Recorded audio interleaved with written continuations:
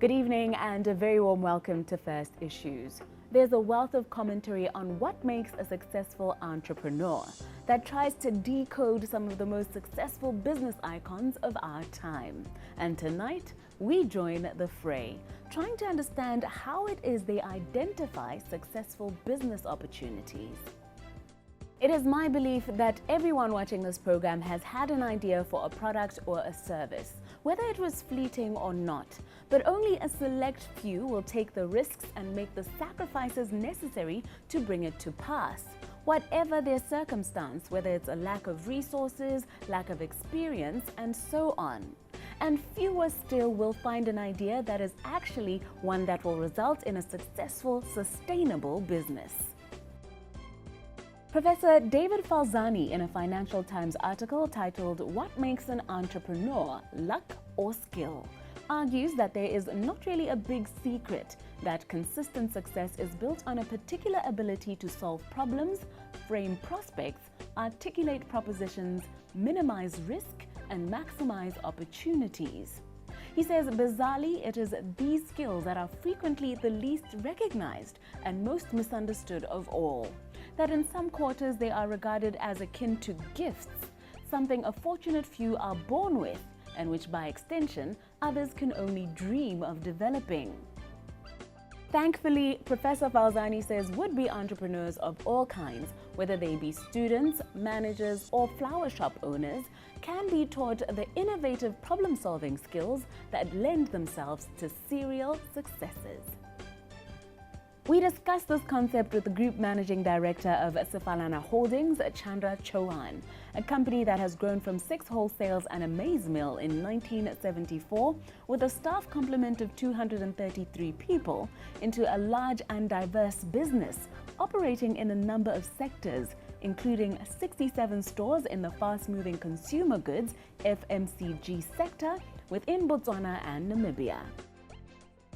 The group's portfolio includes property in Botswana, Zambia and Namibia, 3 motor dealerships, that is MAN, Tata and Honda, agencies for the sale of industrial and agricultural equipment, a well-established grain mill in Serowe, and a UHT milk plant which commenced operations last year.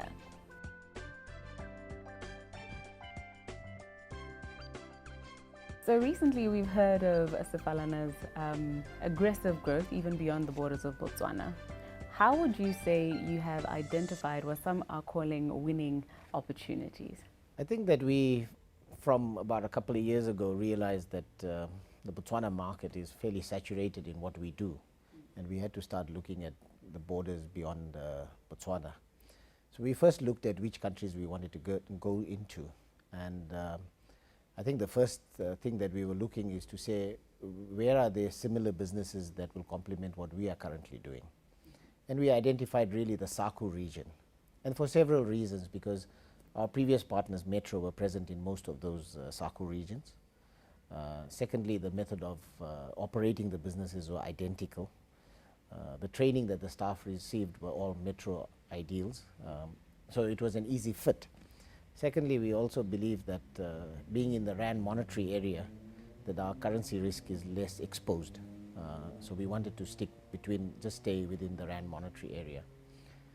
And whether it's a winning formula, I think it has been, because we are trying not to be very aggressive in the market and try and look at too many opportunities at the same time.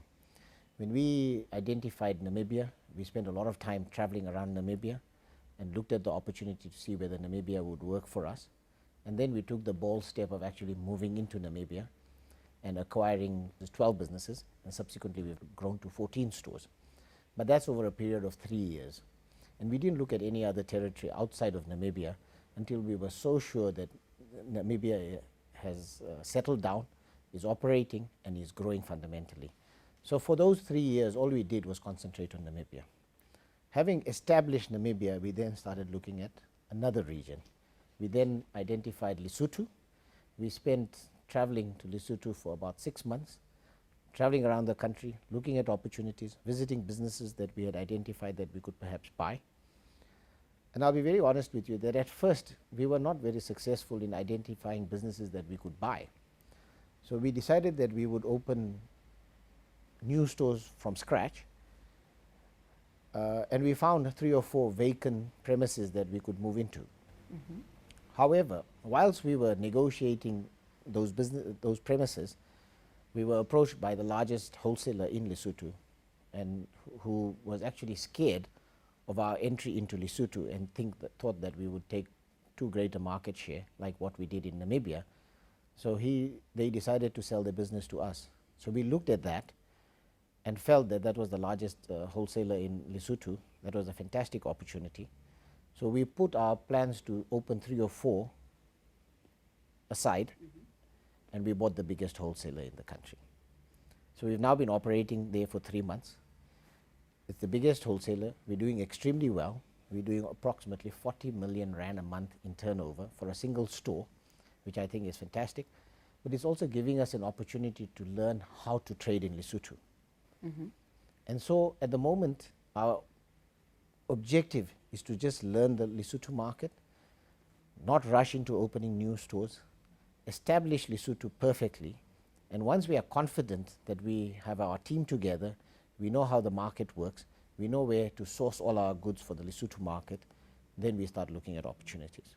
So within 3 months, I can fairly say that we are running Lesotho very well. We're very happy with the start that we've made in Lesotho. So we've now begun the process of re-looking at the 3 or 4 sites that we identified and expand the business. But that's not going to happen overnight. We will open 1 store at a time. We won't open 3 or 4 stores immediately, because they all take time, they all have their challenges, etc.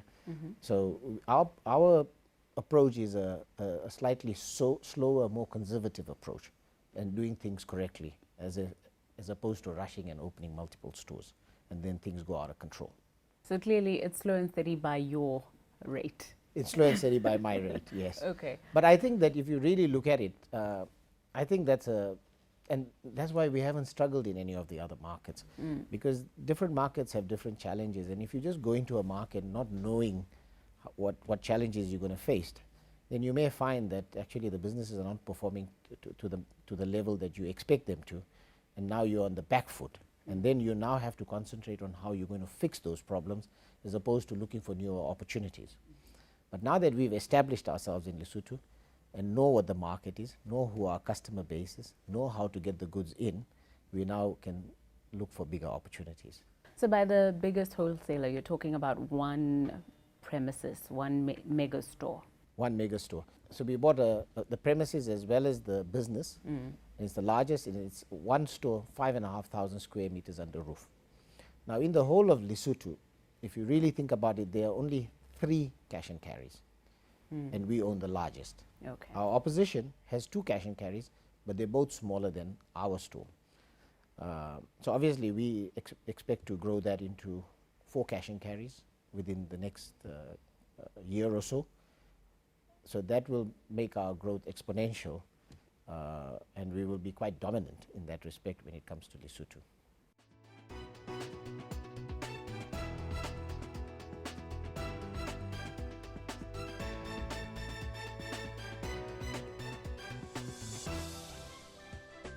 Welcome back to First Issues, as we continue to speak to Group Managing Director of Sefalana Holdings, Mr. Chandra Chouhanhas, who tells us his learnings about identifying business opportunities.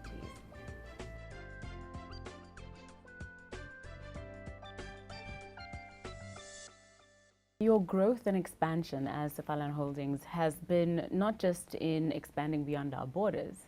You now own 3 motor dealerships. There's agencies for the sale of industrial and agricultural equipment, and so on. How are these opportunities identified? Would you say it's a business skill? Is it luck? Can you explain the method? Those businesses we acquired way back in 2006.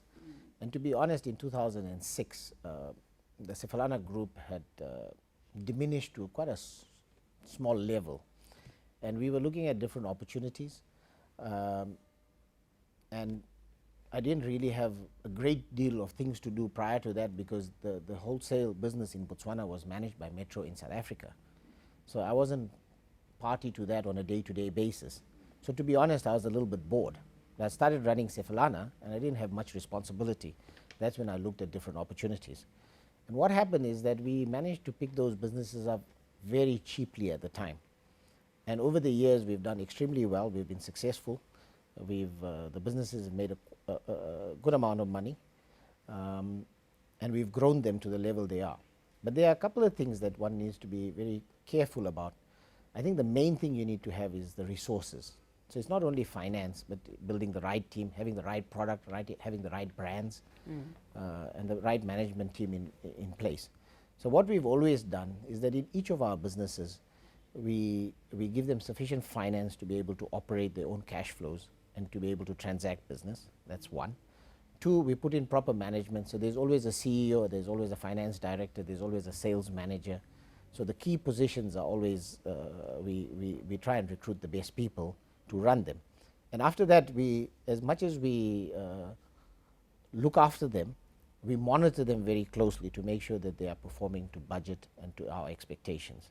And I think it's keeping an eye on that, as well as assisting them on large deals, etc., where head office gets very involved in the pricing, to also make sure that we are compliant with everything, that our products meet the specifications of the tender. So we give all that attention, all that detail, a lot of attention, and because of that, I think we've been quite successful. But now, as we've grown, since 2006, it's been 10 years, and our focus has been primarily food. So now our tendency is to concentrate on more food-related businesses. And since then, we also bought businesses like Kalakari Soap Industries, we bought Delta Dairy, and Foods Botswana has always been there, but we've expanded into producing our own maize meal and increased our range of products within Foods Botswana as well. And the reason we've done that is that we have 54 outlets in Botswana, and we have a ready-made market for the products that we manufacture. That, I think, is essential, to have a market already for the products that you manufacture. So I would, when independent businessmen would have a different approach, because they don't have a ready market to sell their products. They don't have 54 outlets or so. So it's a little bit easier for us because we have access for our products into our own market. And I think that's helped us a lot. We bought Delta Dairy that was liquidated, and today it produces all our house brands and the main brands, and we produce for government. So it's now a viable business. Whereas in somebody else's hand, maybe they wouldn't have been as successful because they don't have access to 54 stores or so. So I think that's the difference that we have. It is universally agreed that in business, one identifies a gap, that entrepreneurship at its heart is really problem solving. What advice do you have to new graduates or fledgling entrepreneurs as to how to identify possibly successful gaps? Because it is about not just any idea, but one that will be practical and doable. I was recently at the Export Forum, and they asked me a similar question, how do you promote exports and things like that. And I think one thing very critical for new graduates is I don't recommend for any new graduates to jump straight into business.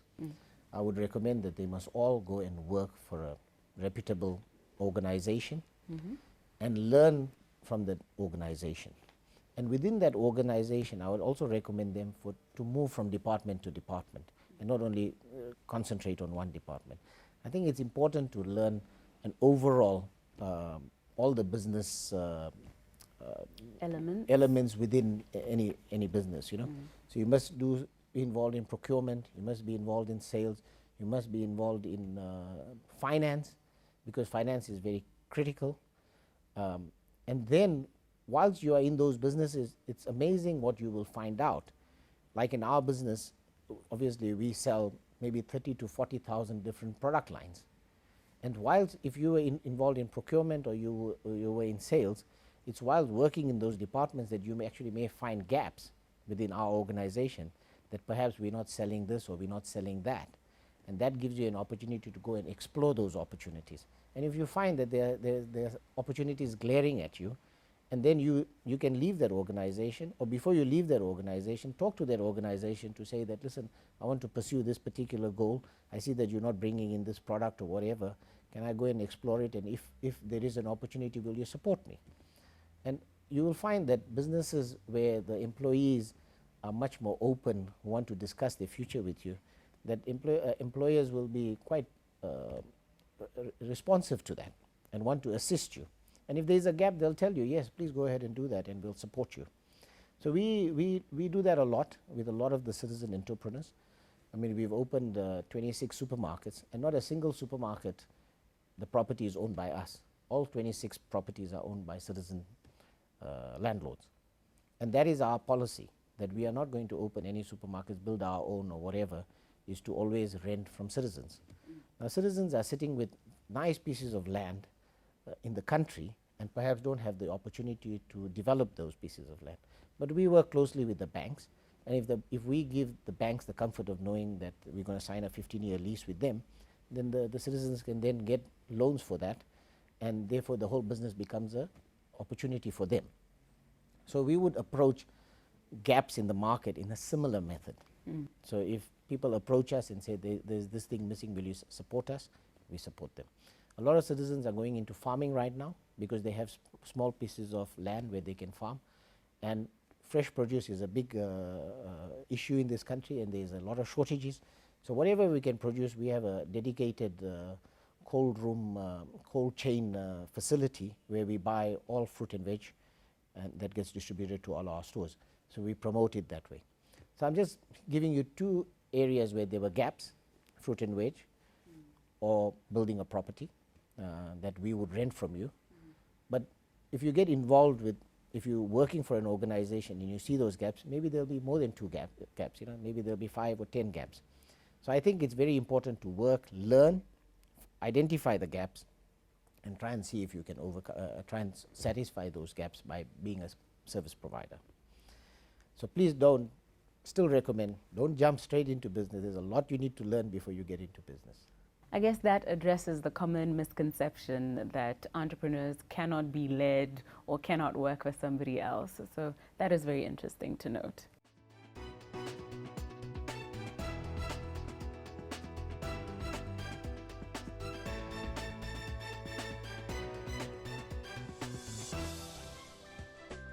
Thank you for staying with us as we continue to try and understand how to successfully identify business opportunities.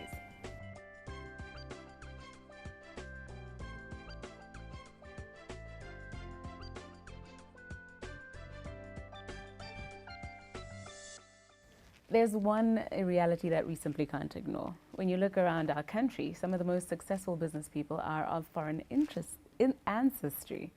People such as yourself, Mr. Dada, Mr. Jamali, Gulam, Ramachandran. Everybody. Yes. And many started from very humble beginnings. What is it, do you think, that is within this group of citizens that makes what they touch turn to gold? Now, all the names that you mentioned, they all have ancestry from beyond Botswana or Africa. Maybe they all came from India, you know. So they made that journey many years ago, obviously. And they probably, their parents, including my parents, when they came to Africa, they started small businesses. So we as children grew up always in a business environment. And one of the things that we had to do during our school holidays, etc., was to work in those businesses. So we were taught basics, you know, how to sell, how to buy. You know, we went to the bank and deposited the cash, etc. So we kind of learned as we grew up. And a lot of the times you find that a lot of family parents tend to drive their children towards business. And it's only in the last 20, 30 years that they actually push them towards education and specializing in medicine or law or accountancy or whatnot. But previously the foundation was laid in you helping to start a business, and that hopefully you would take over the family business or grow the family business and expand, but go into business, you know. A lot has changed since then. Our parents now emphasize education is very, very critical. But you will still find that a lot of the ancestral people tend to concentrate on very business-minded professions like accountancy, law, business studies. Not to say that people don't become doctors and other professions, but I think it's that background that it is, you know. I have 2 children, and what is my future? What plans do I have for my children? I don't own Sefalana, so I can't even say that my children must join the Sefalana business, because they can't. But the other people that you mentioned run a lot of family business, and you will see that their children are actually managing a lot of the businesses. So they've been groomed that way. In Botswana, I would say that unfortunately we haven't had too many businessmen, Botswana businessmen, and I suppose their children haven't had that upbringing where the parents have emphasized business a lot. But I think that's changing now, and you're finding more and more Botswana going into business. They have really done well in a lot of professions. They had a lot of senior positions within the listed companies and larger businesses, and you will find that their children will want to perhaps be like their parents if they like what they're doing, and maybe try and head in the same direction. And you will see that over the next 10, 15 years, that generation of children are probably going to be business minded and run businesses. So I don't think it's all doom and gloom. I think there's a lot of opportunity for Botswana, and they must go into business, because if you run a good business, at the end of the day you will get a good return, and you'll be successful. And I don't think that it's a profession that is reserved specially for the old ancestral businessmen. I think it's there open for everybody.